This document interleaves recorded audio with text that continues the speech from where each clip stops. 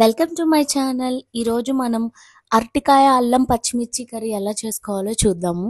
ముందుగా అరటికాయ ముక్కల్ని చిన్న చిన్నగా కట్ చేసి పక్కన పెట్టేసేయండి. పెట్టిన తర్వాత కొంచెం పచ్చిమిర్చి, కొంచెం అల్లం, కొంచెం కొత్తిమీర కూడా మనం చిన్న చిన్న ముక్కలు చేసేసుకోవాలి. చేసేసి అరటికాయలు కట్ చేసినప్పుడు ఎప్పుడైనా సరే వాటర్లో వేయాలి, లేదంటే నల్లగా అయిపోతాయి. బంగాళదుంపలు, అరటికాయలు, వంకాయలు కూడా ఎప్పుడు కట్ చేశాక వాటర్లోనే ఉండాలి. ఆ తర్వాత ఒక బౌల్ తీసుకొని దాంట్లో వాటర్ వేసి సాల్ట్ వేసేసి అరటికాయ ముక్కల్ని బాయిల్ చేసుకోండి. మంచిగా మీడియం ఫ్లేమ్లోనే పెట్టి మంచిగా బాయిల్ చేసుకోండి. మూత ఏం పెట్టక్కర్లేదు, ఎందుకంటే మూత పెడితే వాటర్ అన్ని పొంగిపోతాయి. సో కుక్కర్లో కూడా పెట్టొద్దు. కుక్కర్లో పెడితే మరీ పేస్ట్లా అయిపోతాయి, ఓవర్ కుక్ అయిపోతాయి. మనం తర్వాత కనీసం తాలింపు వేయడానికి కూడా పనికిరావు అనమాట. సో అట్లా చేయొద్దు. మామూలు బౌల్లో పెట్టుకున్న త్వరగానే బాయిల్ అయిపోతాయి. అయిన తర్వాత మనకి ఎలా తెలుస్తుంది అంటే, మనమేమి చేత్తో కూడా పట్టుకొని చూడక్కర్లేదు, అవి రంగు మారిపోతాయి. కుక్ అయిన తర్వాత రంగు మారిపోయి బరువు అయిపోయి అడుగుకి వెళ్ళిపోతాయి, నీళ్ళన్నీ పైకి వచ్చేస్తాయి. అప్పుడు మనం స్టవ్ ఆఫ్ చేసేసి తాలింపు వేసుకోవాలి.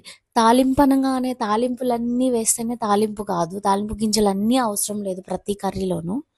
సో కొంచెం ఆయిల్ వేసేసి జీలకర్ర, ఆవాలు, కరివేపాకు, ఇంగువ అనేది మా ఇంట్లో అయితే మస్ట్ అండి.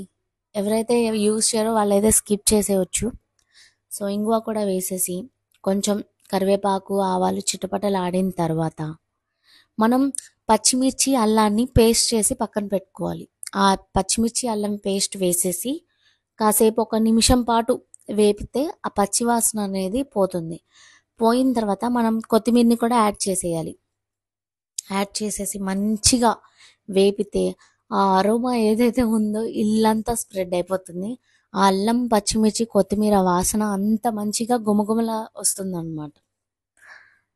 ఇదే స్టైల్లో మీరు బంగాళదుంపలు చేసుకోవచ్చు, వంకాయ చేసుకోవచ్చు, అరటికాయ చేయొచ్చు, చామదుంపలు కూడా చేసుకోవచ్చు. ఇదే పద్ధతిలో బాయిల్ చేసేసి జస్ట్ ఇట్లా తాలింపు వేయడం.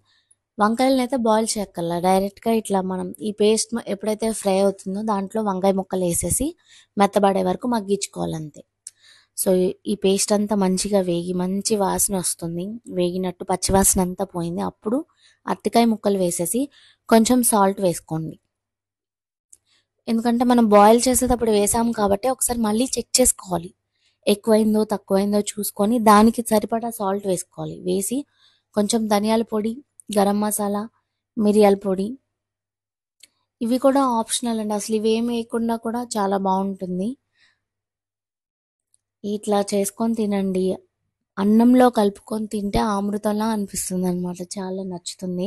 అల్లమే మనకి టేస్ట్ని ఇందులో పెంచే ఇంగ్రీడియంట్ అనమాట. సో అల్లంని ఇష్టపడిన వాళ్ళు ఇట్లా కర్రీస్లో వేసుకొని తింటే చాలా మంచిదండి. సో ఇట్లాగా తింటూ ఉండండి, ఇదే స్టైల్లో చేసుకొని చూడండి. Thanks for watching.